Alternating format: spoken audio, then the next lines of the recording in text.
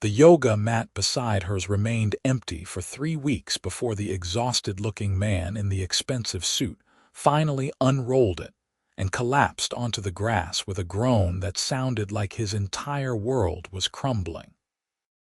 Maya had been teaching free yoga classes in Riverside Park every Tuesday and Thursday morning for 2 years now, and she had seen every type of person imaginable roll out a mat on the dewy grass.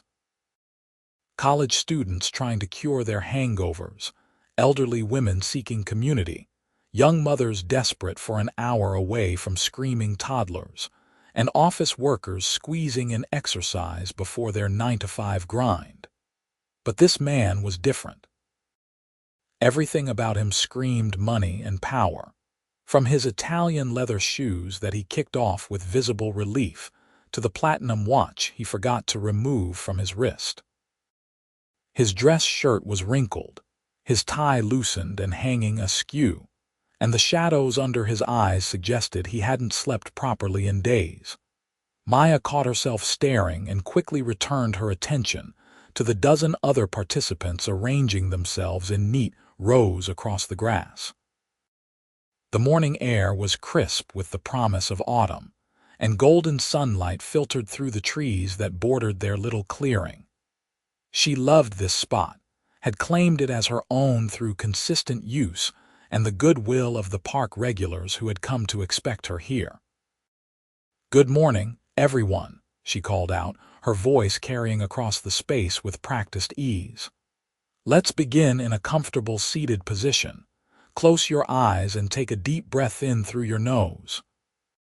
She guided them through the opening meditation, her words calm and measured, but her awareness kept drifting to the man beside her mat.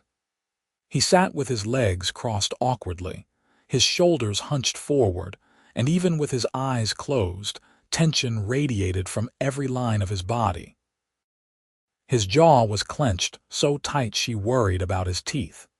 They moved through sun salutations, and Maya demonstrated each pose with fluid grace. She had been practicing yoga for 12 years, teaching for 7, and her body moved through the sequences like water flowing downstream. The man struggled. His downward dog was shaky, his warrior pose lacked stability, and during tree pose he wobbled so badly he nearly crashed into the elderly woman next to him. "Don't worry about perfection," Maya announced to the group, though her eyes found his. "Yoga is about the journey, not the destination. Honor where your body is today." After class, most people rolled up their mats and hurried off to their various obligations, calling out thanks as they departed. The man remained seated on his mat, his head in his hands, breathing heavily. Maya hesitated, then walked over. "First time?" she asked gently. He looked up, and she was struck by how blue his eyes were, like the ocean on a clear day. "That obvious. You did great for a beginner," she smiled.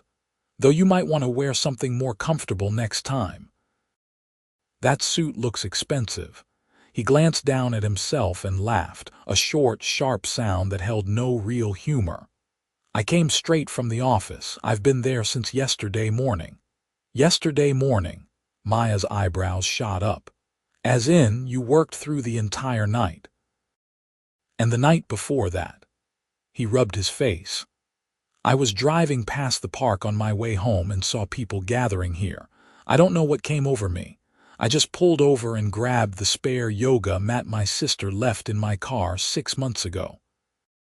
Maya sat down on her own mat, tucking her legs beneath her. She probably should have been rushing off too, but something about this man's obvious exhaustion pulled at her. "What do you do that requires 48 hours straight at the office?" "I run a commercial real estate development company. We're in the middle of finalizing a major deal, and everything that could go wrong has gone wrong." He extended his hand.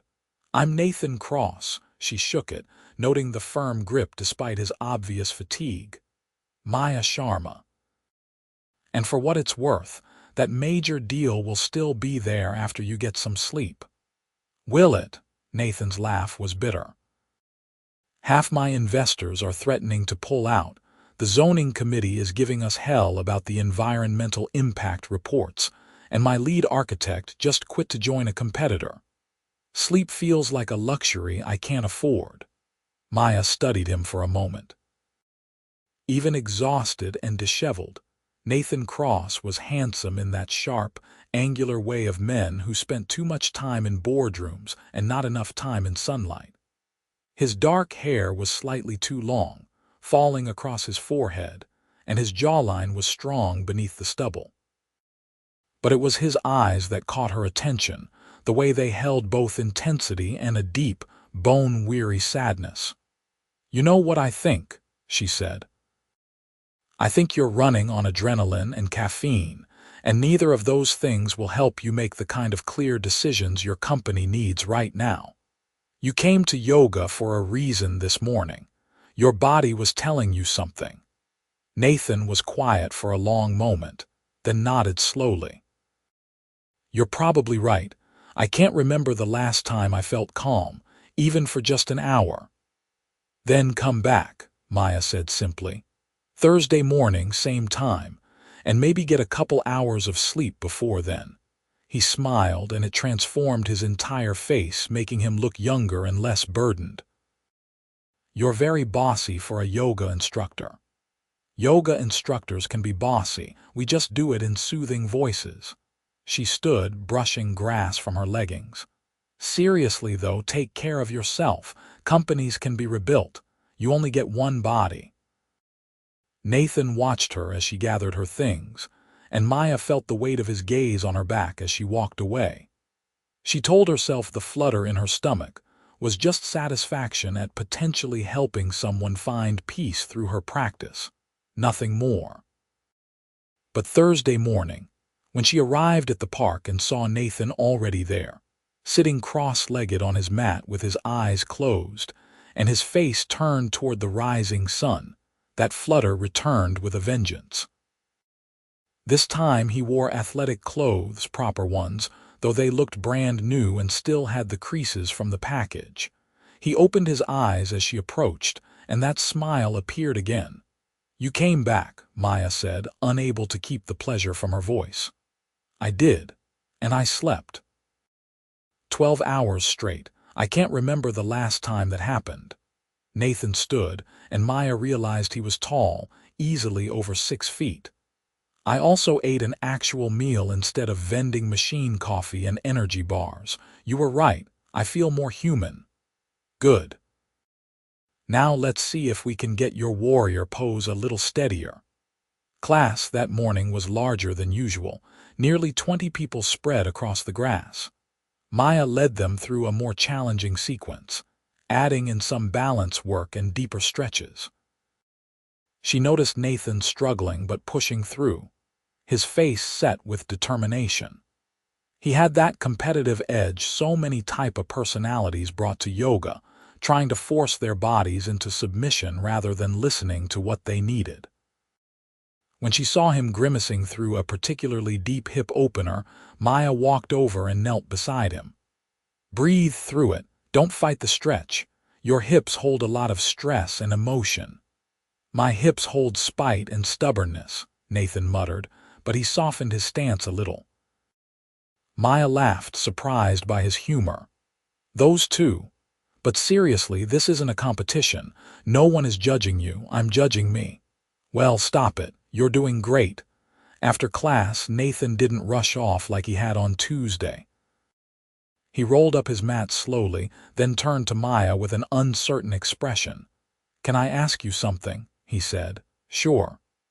"Why do you teach these classes for free? I looked you up online. You teach at 3 different studios around the city, and those are paid classes. Why give away your time here?" Maya was surprised he had researched her, though she supposed she shouldn't have been. Nathan Cross struck her as the type of man who gathered information on everyone he met. Not everything should be about money. "Yoga changed my life when I was going through a really difficult time, and I want to share that with people who might not be able to afford studio classes. Plus, there's something magical about practicing outside in nature." "What difficult time?"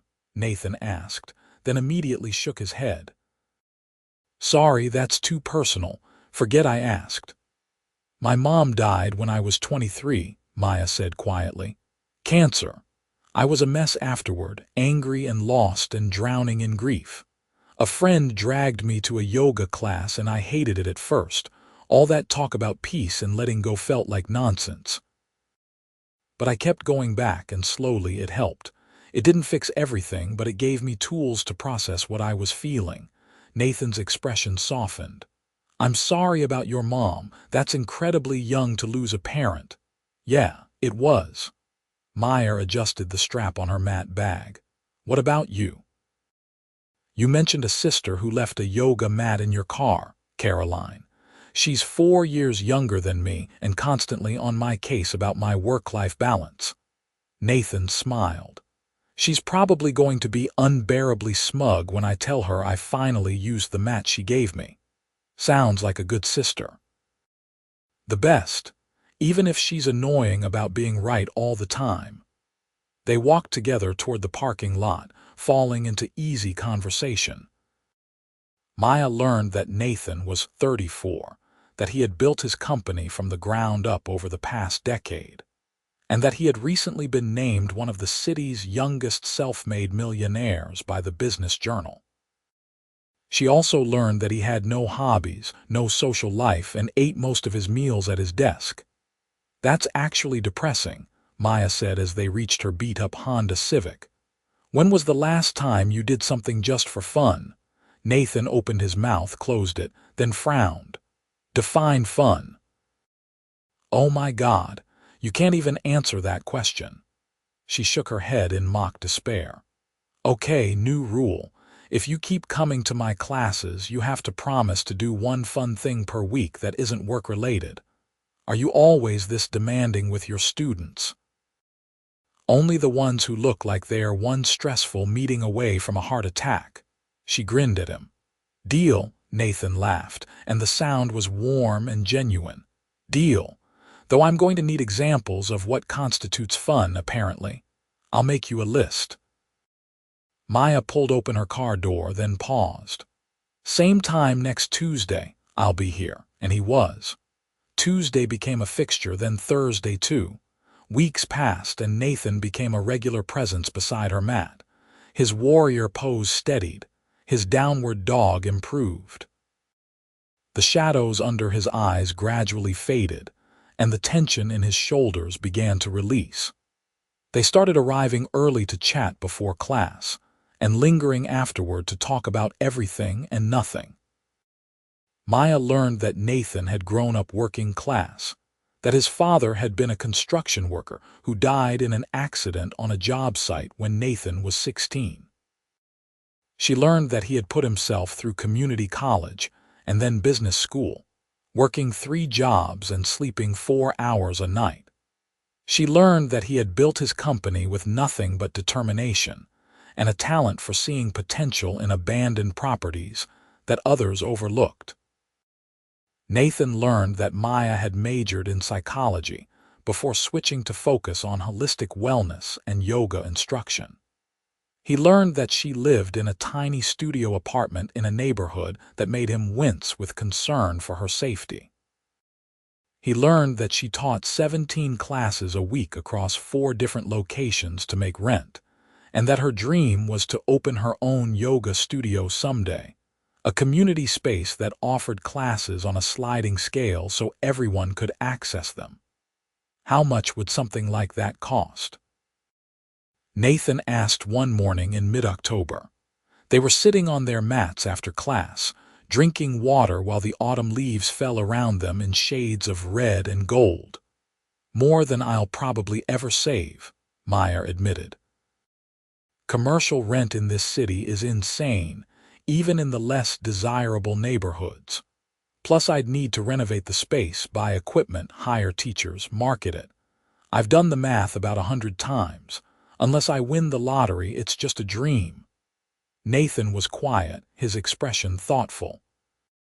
Dreams don't have to stay dreams. Sometimes they just need the right opportunity. Spoken like someone who made his dreams come true. Maya nudged his shoulder with hers. Some of us are still working on that part. You will. You're too stubborn to let anything stop you. She liked that he saw that in her, the determination beneath the calm exterior she presented to the world. Most people assumed yoga instructors were all peace and zen and floating around on clouds of incense smoke. They didn't see the strength it took to build a teaching practice, to hold space for other people's pain while processing your own. It was during their 6th week of practicing together that Nathan asked Maya if she wanted to grab coffee after class. They had been dancing around the edges of something more than friendship for weeks, and the invitation felt like crossing a threshold. "I know a place nearby," Nathan said, suddenly looking uncertain in a way he rarely did. "Unless you have another class to teach. Not until this afternoon." Maya's heart was beating faster than it should have been. Coffee sounds great. The cafe he took her to was tucked away on a quiet street, the kind of place that served artisan pour-overs and had mismatched furniture that somehow all worked together. Nathan ordered a black coffee and a breakfast sandwich, while Maya got a chai latte and avocado toast. "So is this your idea of something fun?" Maya teased as they settled into a corner booth. "Because if so, we need to work on your definition." Nathan grinned. "I went to a concert last week actually, per your instructions."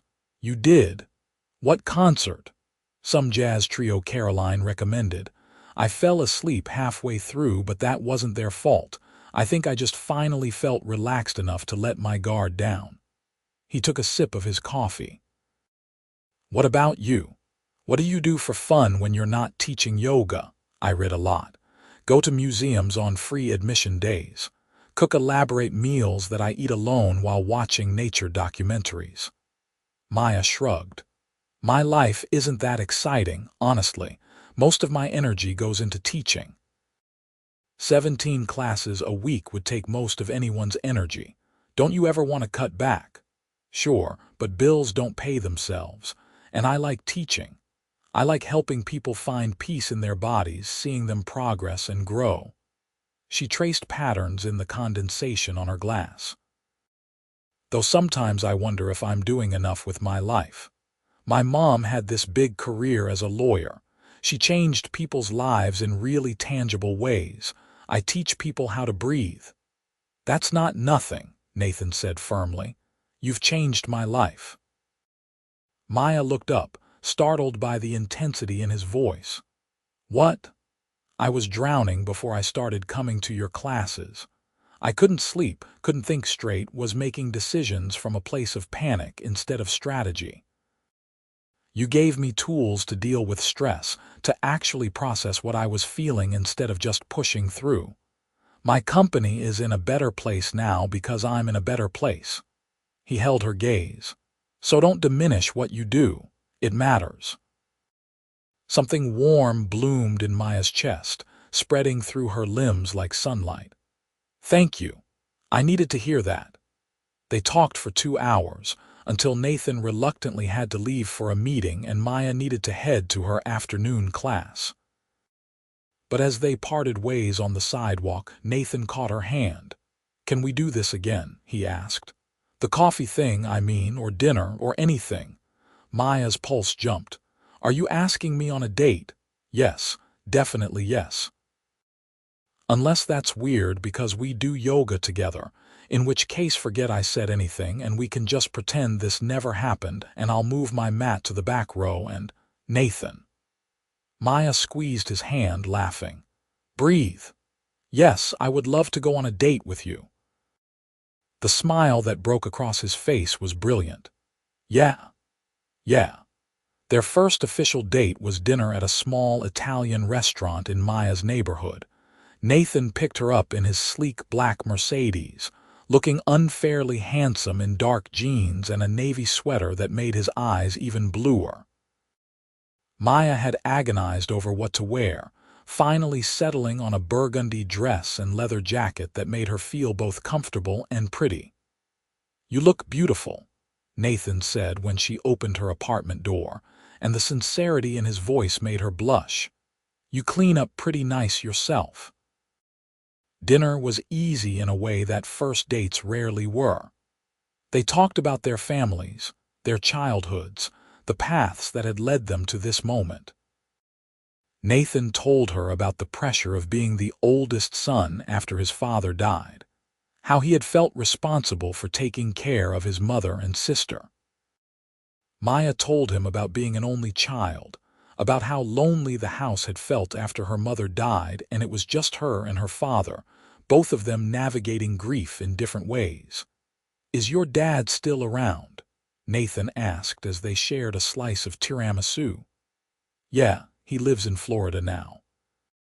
Retired and remarried to a nice woman named Susan who makes him go to water aerobics classes."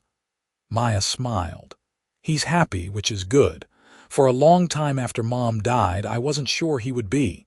Do you see him often? A few times a year. We're not super close, honestly. We love each other, but we never quite figured out how to connect after Mom was gone. She was the glue that held us together." Maya set down her fork. "What about your mom?" "She's great. Still lives in the same house I grew up in, refuses to let me buy her a nicer place in a better neighborhood. She volunteers at the library and spoils Caroline's kids rotten." Nathan's expression was fond. "She's proud of what I've built, but she worries I'm turning into a workaholic, which fair I was, until recently." "Until yoga in the park changed your life," Maya teased. "Until you changed my life," Nathan corrected, and the air between them suddenly felt charged. He drove her home slowly, and when they reached her building, he walked her to her door like something out of an old movie. Maya's apartment was on the third floor of a walk-up, and by the time they reached her landing, her heart was pounding for reasons that had nothing to do with the stairs. "I had a really good time tonight," Nathan said softly. "Me too. Can I see you again? Outside of yoga classes, I mean." "I'd be disappointed if you didn't ask." Maya moved closer, and Nathan's hand came up to cup her cheek. "I'm going to kiss you now, if that's okay." "Very okay."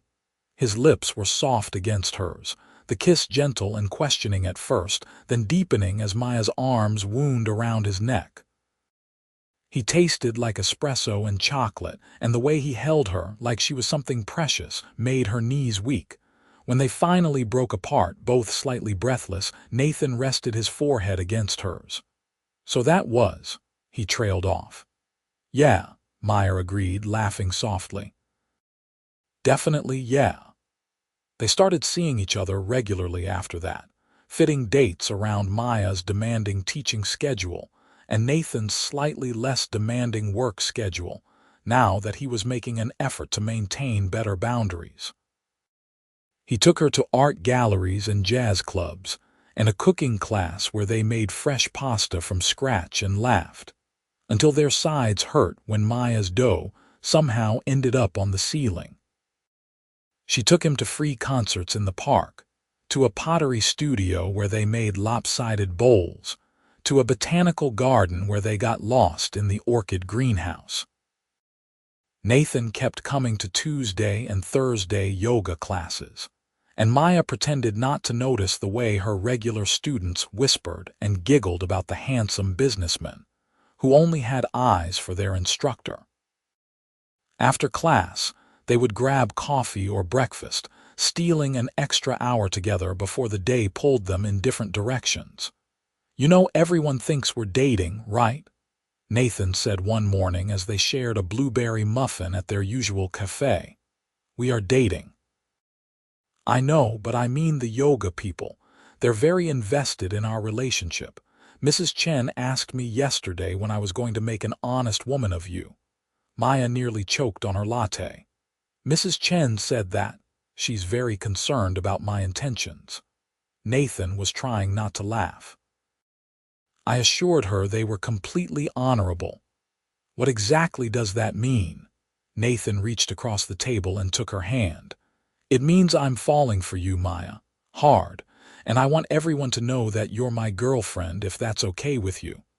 Maya's heart felt too big for her chest. They had been dating for 6 weeks, and every day she discovered something new to love about this man who had stumbled exhausted onto the mat beside hers and slowly unfurled like a flower opening to the sun. "I'm falling for you too," she admitted. "And yes, I very much want to be your girlfriend." The kiss he gave her tasted like blueberries and joy. As autumn deepened into winter, their relationship deepened too. Nathan introduced Maya to his sister Caroline, who was a whirlwind of energy and enthusiasm, and immediately declared that she loved Maya for making her brother actually smile again. Maya introduced Nathan to her small circle of close friends, who were initially suspicious of the millionaire businessman but won over by how gently he treated Maya, how he listened when she spoke and remembered small details she mentioned in passing. The first time Nathan saw where Maya lived, really looked at her tiny studio apartment with its ancient radiator and suspicious stains on the ceiling, his jaw tightened.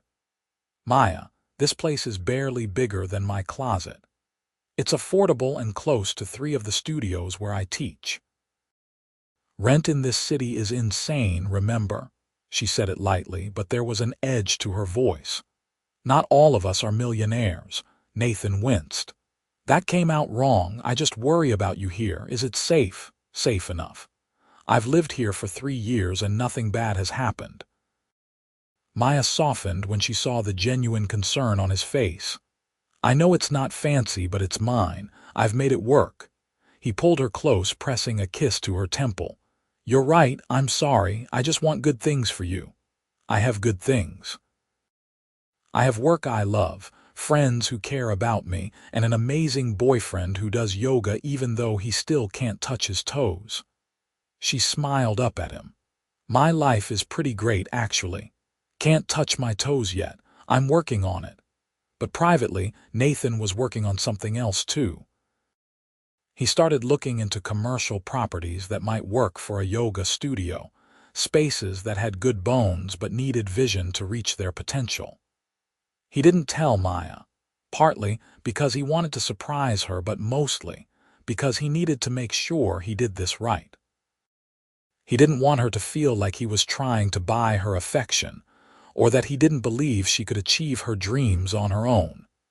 He wanted to be a partner in those dreams, not a benefactor. The issue came to a head in December, when Maya's landlord informed her that he was raising her rent by $300 a month starting in January. She called Nathan in tears, frustrated and scared. "I can't afford that," she said, her voice breaking. "I'm already stretched so thin. I'd have to pick up more classes, but I don't have time for more classes. Or I'd have to move somewhere even cheaper, but those neighborhoods are actually dangerous and I don't know what to do." "Move in with me," Nathan said immediately. There was silence on the other end of the line. "What?" "Move in with me. I have a 3-bedroom condo that I barely use because I'm always working. You could have your own space and you wouldn't have to worry about rent and—" "Nathan, I can't do that." "Why not? We're together, we care about each other. This is a practical solution." "Because it's too much too fast, and because I don't want to be some charity case you're rescuing." Maya's voice was sharper now. "I know you mean well, but I need to figure this out on my own." "You don't have to do everything alone, Maya. That's the whole point of being in a relationship. We support each other." "Support, yes, but not you swooping in to solve all my problems with your money. That's not equal partnership." They had their first real fight that night, both of them frustrated and not quite understanding where the other was coming from. Nathan couldn't comprehend why Maya wouldn't accept his help when he could so easily provide it. Maya couldn't make him understand that accepting his financial support would fundamentally change the dynamic between them, would make her feel like she owed him something. They didn't speak for 3 days, and Nathan was miserable. He went to Thursday morning yoga class even though he wasn't sure Maya would want him there. But when he arrived at the park, she was already set up and her face brightened when she saw him. "Hey," she said softly. "Hey. Is it okay that I'm here? Of course, I missed you." "I missed you too. I'm sorry I pushed. You were right that I was trying to fix things with money instead of actually listening to what you needed." Maya walked over and hugged him tight.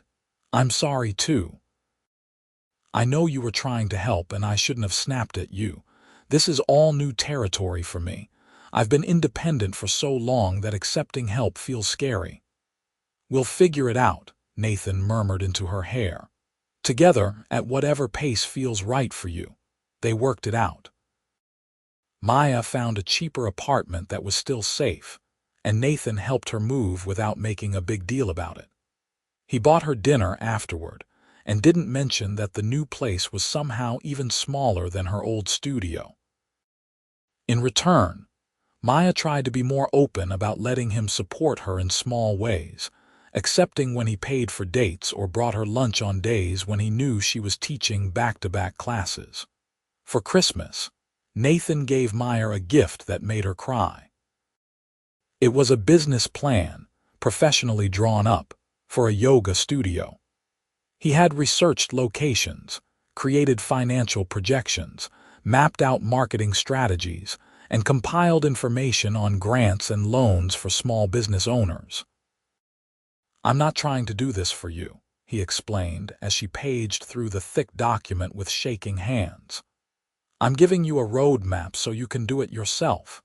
All the information you need to make your dream a reality. And when you're ready, I'd be honored to invest in your business as a silent partner if you want. Purely a business arrangement with contracts and everything official, but only if you want. No pressure." "Nathan, this is—" Maya couldn't finish the sentence.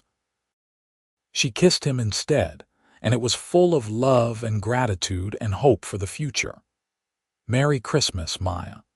They spent New Year's Eve at a party hosted by one of Nathan's business associates, a lavish affair in a penthouse with a view of the city skyline. Maya wore a gold dress that Nathan had helped her pick out, and she felt like Cinderella at the ball, surrounded by wealthy people in designer clothes discussing investments and vacation homes. "You okay?" Nathan murmured as they stood on the balcony watching fireworks explode over the city. "A little overwhelmed," Maya admitted. "Your world is very different from mine." "Is that a bad thing?" "No, just different. I keep waiting for someone to realize I don't belong here."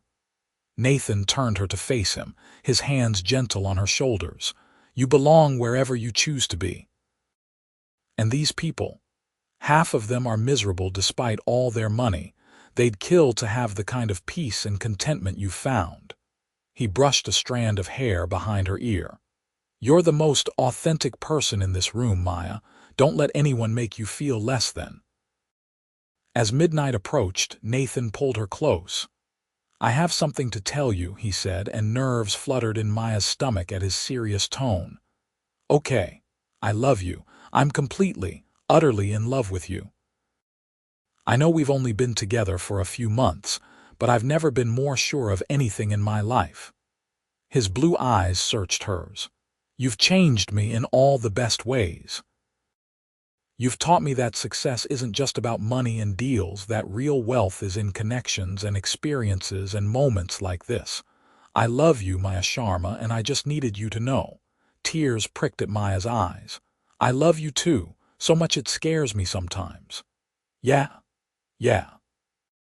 They kissed as the clock struck midnight and fireworks painted the sky in brilliant colors, and Maya thought that this was what true magic felt like. Winter melted into spring, and their relationship continued to grow and deepen. Nathan started accompanying Maya to some of her other classes at the yoga studios where she taught, and he became a familiar presence in the back row, working on his flexibility and balance. Maya started attending some of Nathan's business events, learning to navigate cocktail parties and networking dinners with increasing confidence. The yoga classes in the park resumed in April after the winter hiatus, and it felt like coming home.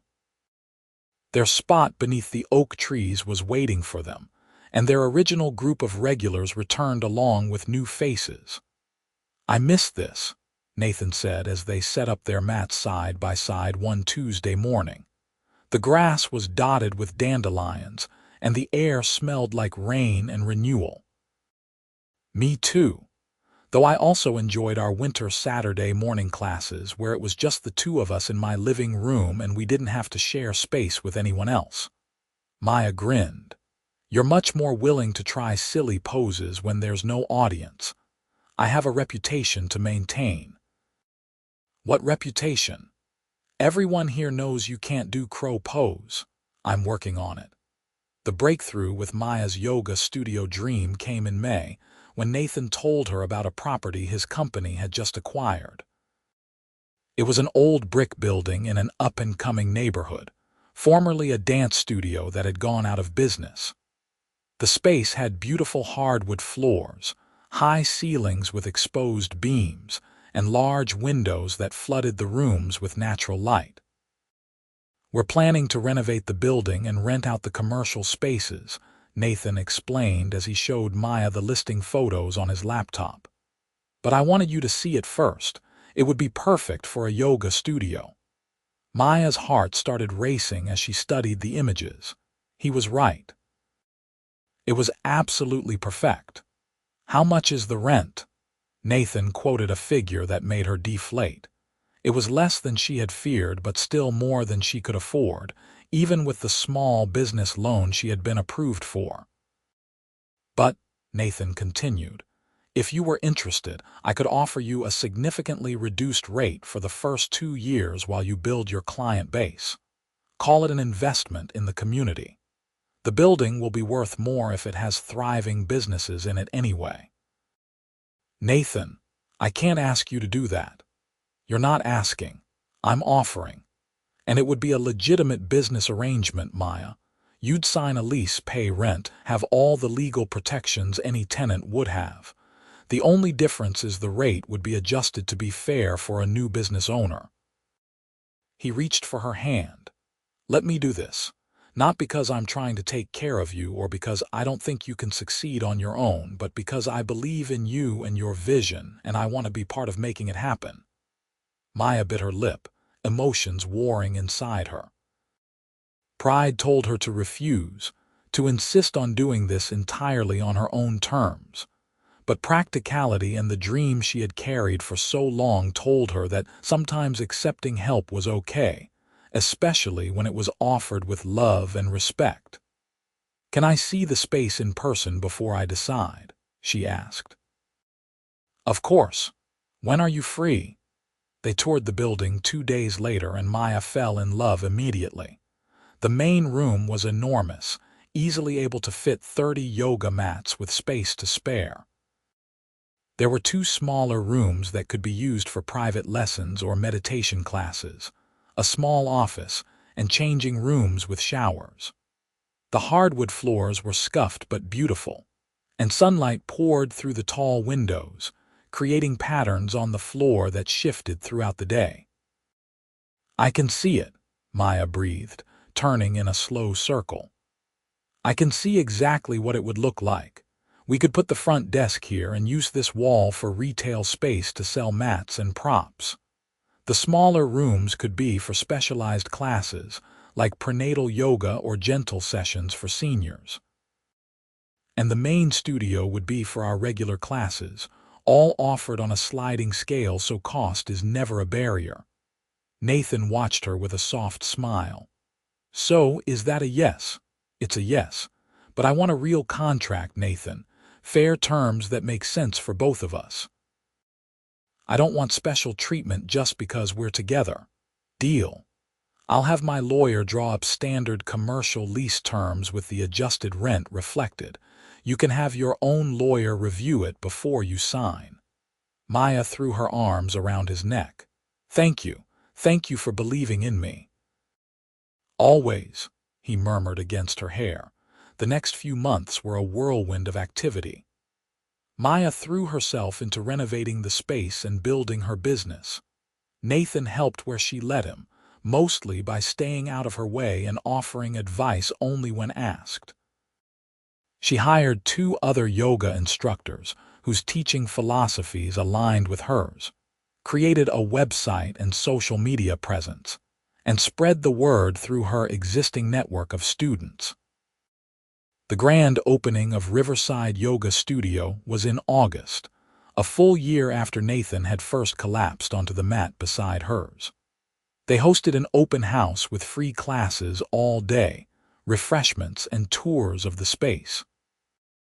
Over 200 people came through the doors, and by the end of the day, Maya had 50 people signed up for monthly memberships and another 100 interested in drop-in classes.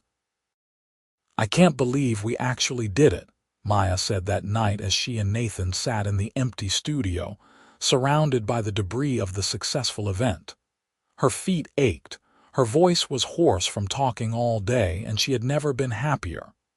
"You did it," Nathan corrected. "I just provided the space. All of this, the vision, the execution, the community you've built, that's all you." Maya leaned her head on his shoulder. "We make a good team, the best team." But as the studio grew more successful and Maya's schedule became increasingly hectic, tension started to surface. She was working 7 days a week, teaching classes, managing the business side of things, and trying to maintain the community atmosphere that was central to her vision. Nathan was busy too, with a major new development project that required long hours and frequent travel. They started missing yoga classes in the park, then missing date nights, then going days without really seeing each other, even though they were technically both in the city. "I feel like I never see you anymore," Nathan said one night in September when Maya canceled their dinner plans for the 3rd time that week. "I know, I'm sorry, but we're still getting established and I need to be present for my students and my teachers. This is my dream, Nathan. You know how important it is to me. I do know, and I'm proud of you, but I miss you, I miss us. I miss us too, but this is temporary. Once we're more established and I can step back a little, things will calm down." Except they didn't calm down. October came and went, then November. Maya was running herself ragged, trying to be everything to everyone. The studio was thriving, but she was exhausted all the time, surviving on coffee and adrenaline in a way that reminded Nathan too much of how he used to live. "You need to take a day off," he told her one morning when he found her at the studio at 6 a.m., already looking frazzled. "You're burning out, Maya." "I'm fine." "You're not fine. You're exhausted. When was the last time you actually practiced yoga instead of just teaching it?" "I don't have time for that." "Make time. Isn't that what you're always telling your students? That self-care isn't selfish," Maya snapped. "Don't throw my words back at me. You don't understand what it takes to run a business from the ground up." "Oh wait, actually you do, because you did the same thing. You worked yourself into the ground for years building your company, so don't stand there and lecture me about balance when you're the king of workaholism." "I worked like that because I didn't know any better. Because I thought success meant sacrificing everything else. You're the one who taught me that was wrong, who showed me there was another way. And now you're making the same mistakes I did." Nathan's voice rose. "I don't want to watch you destroy yourself for this business, Maya." "Then don't watch." "No one is forcing you to be here." The words hung in the air between them, sharp and cutting. Nathan flinched as if she had slapped him. "Is that really what you want?" he asked quietly. Maya's anger drained away as quickly as it had come, leaving only exhaustion and regret. "No. God, no." "I'm sorry, Nathan. I didn't mean that. I think maybe we both need some space to figure out what we want," Nathan said, and his voice was so sad it broke her heart. "I love you, Maya. I love you so much, but I can't just stand by and watch you lose yourself in this. And I don't think you can hear what I'm saying right now." He left, and Maya stood alone in her beautiful studio and cried. They didn't officially break up, but they stopped calling and texting. Nathan stopped coming to Tuesday and Thursday classes. Maya threw herself even harder into work, teaching extra classes and staying late every night to organize and clean and do anything that would keep her from thinking about the hole Nathan's absence had left in her life. It was Caroline who finally intervened, showing up at the studio on a cold November afternoon with fire in her eyes. "You're an idiot," she announced without preamble. Maya looked up from the spreadsheet she had been staring at without really seeing. "Excuse me." "You and my brother are both idiots, stubborn, workaholic idiots who are perfect for each other and too proud to admit when you need help." Caroline planted herself in front of Maya's desk. "He's miserable, absolutely miserable, and I'm guessing you're not doing much better." "Did Nathan send you here?" "God, no. He'd kill me if he knew I was interfering, but someone needs to knock sense into both of you." Caroline softened slightly. "Look, I get it. You've worked hard to build this place and you want to prove you can make it successful on your own terms. That's admirable. But you're so focused on proving yourself that you're pushing away the person who loves you most. Nathan isn't trying to control you or take over your business. He's just worried about you, because he loves you and he remembers what it's like to lose yourself in work." Maya's eyes filled with tears. "I don't know how to do this, how to run a successful business and have a relationship and take care of myself. I feel like I'm failing at all of it. So ask for help. Delegate some responsibilities. Hire a manager to handle some of the administrative stuff. Actually take your own advice about balance and self-care." Caroline reached across the desk and squeezed Maya's hand. "And talk to Nathan. Really talk to him. You two are meant to be together. Don't let pride get in the way of that." That night, Maya looked at her studio with fresh eyes. Caroline was right. She had been so determined to do everything herself that she had stopped seeing clearly. She was teaching 18 classes a week, handling all the administrative tasks, managing social media, dealing with maintenance issues, and barely sleeping. It was unsustainable, and deep down she had known that but been too stubborn to admit it. The next morning, she put out a job posting for a studio manager. By the end of the week, she had hired a wonderful woman named Andrea who had experience in business management and a passion for wellness. Maya trained her for 2 weeks, gradually handing over the administrative tasks that had been consuming so much of her time and energy. With Andrea handling scheduling, finances, and day-to-day operations, Maya suddenly had space to breathe again. She cut back her teaching schedule to 12 classes a week, giving her other instructors more hours. She started actually practicing yoga again, attending classes at other studios, and remembering why she had fallen in love with this practice in the first place. And then, on a cold Tuesday morning in early December, she went to Riverside Park with her yoga mat. Nathan was already there, sitting cross-legged on his mat with his eyes closed. Maya's heart jumped into her throat. She hadn't been sure he would come, hadn't even been sure he still cared after 6 weeks of silence. But when he opened his eyes and saw her, the smile that broke across his face was like the sun coming out from behind clouds. "Hey," she said softly, rolling out her mat beside his. "Hey yourself." "I'm sorry. I'm so sorry, Nathan. You were right about everything. I was burning myself out trying to prove something that didn't need proving. I lost sight of what matters. I'm sorry, too. I should have been more patient, should have trusted that you would figure it out in your own time instead of pushing." Nathan reached for her hand. "I missed you so much. I missed you too, every single day." Other people started arriving for class, but Maya and Nathan stayed focused on each other. "Can we start over?" Maya asked. "Take another shot at finding balance together. I'd like that.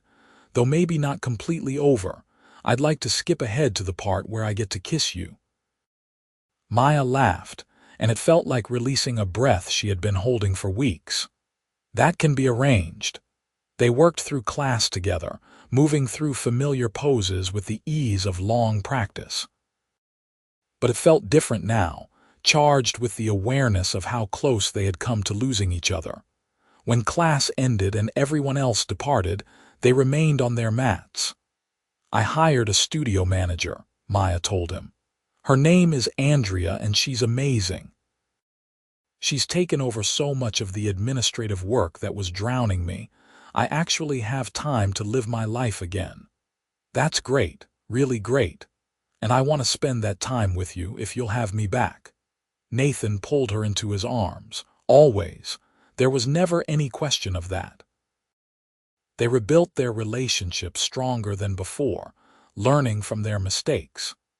Maya maintained better boundaries around work, actually taking days off and leaving the studio in Andrea's capable hands. Nathan continued to make space in his schedule for things outside of work, including their Tuesday and Thursday morning yoga classes that resumed their sacred status. For Christmas, Nathan gave Maya a key to his condo. "I know we talked about this before and the timing wasn't right," he said as she stared at the key in its small box. "But I think we're in a different place now. I'm not trying to rescue you or solve your problems. I just want to share my life with you, wake up next to you, cook breakfast together on Sunday mornings, have you there when I come home from a long day. What do you think?" Maya looked at the key, then at Nathan's hopeful, slightly nervous expression. This time, acceptance didn't feel like giving up her independence. It felt like choosing partnership, like building something together. "I think I'd love to live with you," she said. Moving in together was an adjustment, but a happy one. Nathan's condo was spacious and modern, with floor-to-ceiling windows that overlooked the city, and a second bedroom that became Maya's meditation and practice space. She filled the place with plants and color, softening the stark masculine decor. He made space in his closet and his life, rearranging his schedule to align with hers whenever possible. They fell into easy routines. Morning coffee together before they went their separate ways for work. Tuesday and Thursday yoga classes in the park, the one constant that had brought them together and continued to ground them. Weekend adventures, trying new restaurants and exploring neighborhoods, and occasionally just staying in bed until noon because they could. On a Tuesday morning in April, exactly 2 years after Nathan had first rolled out his mat beside Maya's, he asked her to marry him. It wasn't elaborate or showy. They were in their spot in Riverside Park after class, just the two of them as the last stragglers headed off to start their days. The spring sun was warm on their faces, and new leaves were unfurling on the oak trees that had sheltered countless classes. "I've been thinking about that first morning I came here," Nathan said, taking Maya's hands in his. "How desperate and lost I felt. How close I was to completely falling apart. And then I saw all these people practicing yoga on the grass, and I saw you, and something told me to stop. To just stop and breathe and try something different." "Best decision you ever made," Maya teased, though her heart was starting to race. "The best decision I ever made. You saved me, Maya. Not just my company or my health, but me. You taught me how to live instead of just survive. You showed me what real success looks like." He reached into his pocket and pulled out a small velvet box. "And I want to spend the rest of my life learning from you, growing with you, building a life together. Will you marry me?" The ring was perfect, a simple sapphire surrounded by tiny diamonds that caught the light. Maya looked at it, then at Nathan's face, open and vulnerable and filled with love. "Yes," she said, and the word came out choked with happy tears. "Yes, absolutely yes." He slipped the ring on her finger and kissed her, and somewhere nearby birds sang and the river rushed past and the world continued turning. But in that moment, it felt like everything had stopped just for them. They married 6 months later in October, in an outdoor ceremony at the botanical gardens where they had once gotten lost in the orchid greenhouse. It was small and intimate, just family and close friends, with Caroline as maid of honor and Nathan's best friend Marcus as best man. Maya wore a simple white dress with flowers in her hair, and Nathan wore a navy suit that matched his eyes. From the moment Maya came into my life, everything changed, Nathan said during his vows, his voice steady despite the emotions shining in his eyes. She taught me that strength isn't about never showing weakness, but about being brave enough to be vulnerable. She taught me that success isn't measured in dollars, but in moments of joy and connection. She taught me that love is the foundation everything else is built on. Maya, you are my best friend, my partner, my home.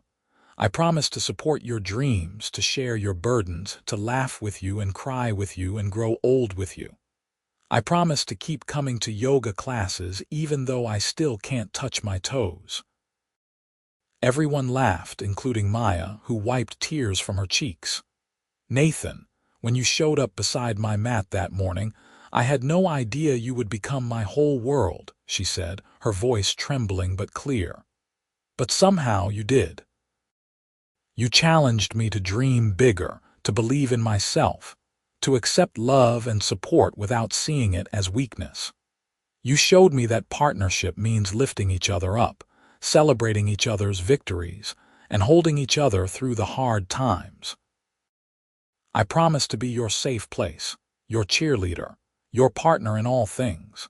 I promise to remind you to breathe when things get stressful, and to keep making you try ridiculous yoga poses you insist you can't do. They exchanged rings and kissed as husband and wife while their loved ones cheered. The reception was held in a beautiful pavilion, with dinner and dancing and speeches that made everyone laugh and cry. Nathan's mother told embarrassing stories about his childhood. Caroline declared that she had known they were perfect for each other from the start.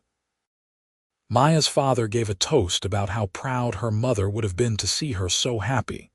As the evening wound down and guests started to depart, Nathan pulled Maya onto the dance floor one last time. "Happy," he murmured against her hair, deliriously. "You." More than I knew it was possible to be. They swayed together in comfortable silence, and Maya thought about the journey that had brought them here, the exhaustion and chance that had led Nathan to that park on that specific morning.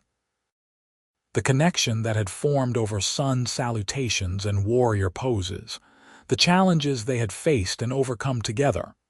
"I love you," she said simply. "I love you too, always." 2 years later, on another Tuesday morning in April, Maya and Nathan returned to their spot in Riverside Park with a new addition. Their 8-month-old daughter Emma sleeping peacefully in a carrier strapped to Nathan's chest. Their yoga class had grown over the years, and now nearly 30 people gathered twice weekly to practice together. "Are you sure about this?" Nathan asked, adjusting the baby carrier. "We can skip today if you're too tired," Maya laughed. "I've been teaching through pregnancy, new motherhood, and sleep deprivation. I'm not stopping now." She addressed the class, many of whom had been practicing with her for years now. "Good morning, everyone. As you can see, we have a special guest today. Emma's going to observe her first official yoga class. Let's try to impress her with our warrior poses." The class moved through their practice with the easy familiarity of people who had done these sequences together countless times.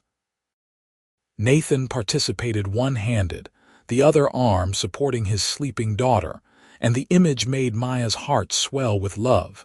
After class, as people were rolling up their mats, Mrs. Chen approached them. "I remember when you first started coming to class," she told Nathan with a knowing smile. "You could barely hold plank pose for 10 seconds.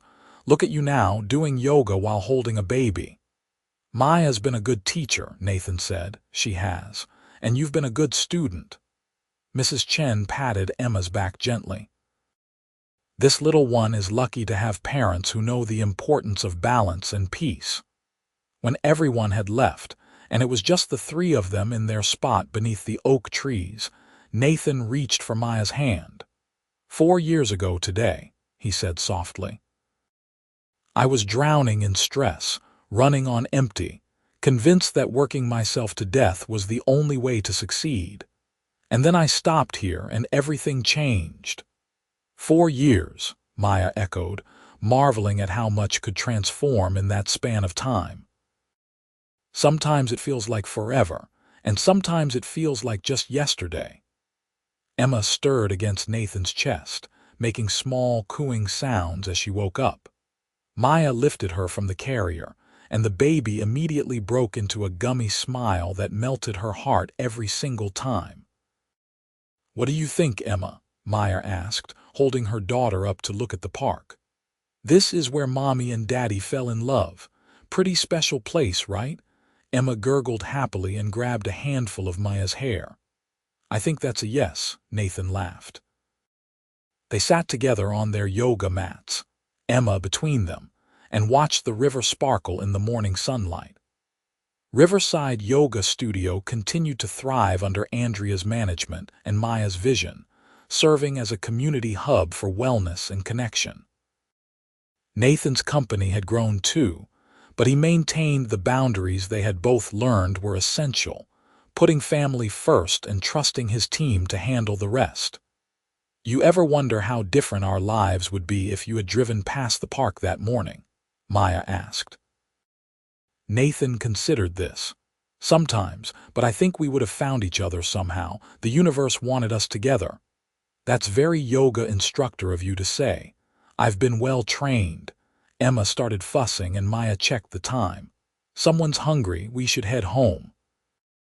They gathered their things and walked to the parking lot together, their fingers intertwined. As they strapped Emma into her car seat, Maya caught Nathan's eye over their daughter's head. Thank you, she said. For what? For stopping that morning. For being brave enough to try something new. For falling in love with me. Nathan leaned across the car seat and kissed her softly.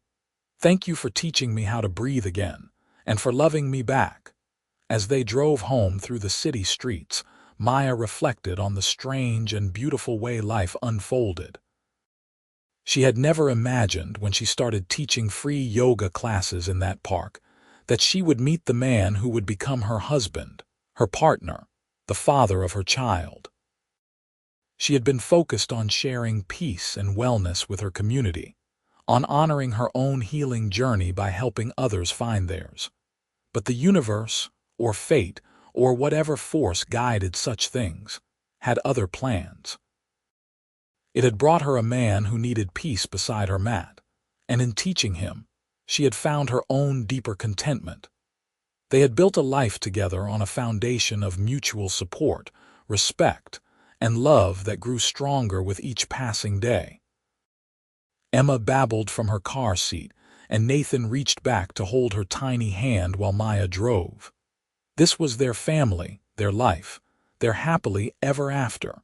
It wasn't perfect or without challenges. There were sleepless nights and financial stresses and moments of doubt. But they faced everything together.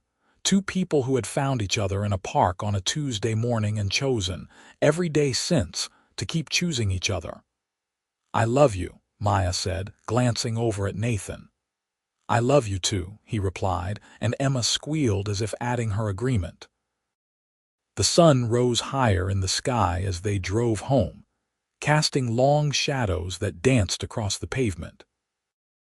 And somewhere behind them in Riverside Park, the oak trees swayed in the breeze, holding the memory of every Tuesday and Thursday morning, every sun salutation and warrior pose, every moment that had led to this perfect, imperfect, beautiful life they had created together. It was exactly where they were meant to be.